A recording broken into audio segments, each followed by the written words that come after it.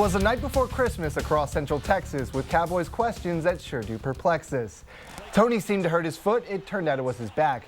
A herniated disc was the diagnosis. That sure is a fact. Will Romo play against the Eagles? No one really has a clue. But team owner Jerry Jones just wants to confuse all of you. But he is going through treatment. If that treatment has a positive implications that it certainly has a chance to have, then he should not be ruled out in any way for this game. You might say the normal person would have folded it. Tony will play with all the pain you want to deal it, but his doctor has to clear him. Good old Jerry not showing all of his cards. He noted head coach Garrett's job is safe. There's no need for him to keep his guard. The Cowboys and Eagles fight for the playoffs on Sunday night. As for now, Orton will have the start. John Kitna the backup, not to Cowboys fans' delight. There is more bad news in Big D on a player that is still injured. Sean Lee, a middle linebacker's neck, is still hindered.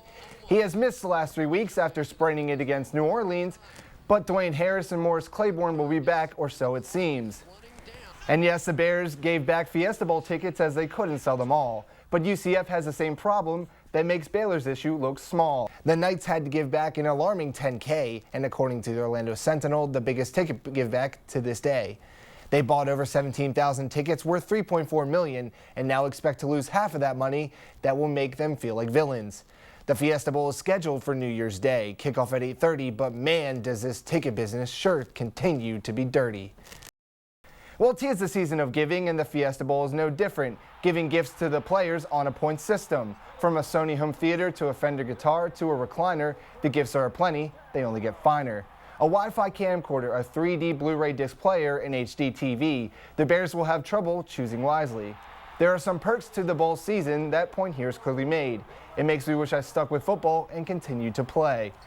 A Houston Rocky gave back to a boy in need. Chandler Parsons shaved his head as a wonderful deed.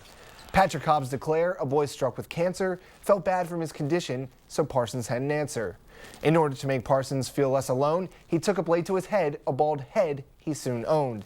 Patrick was happy to see his favorite player do such a thing with reason, and Chandler showed everyone the true meaning of the holiday season.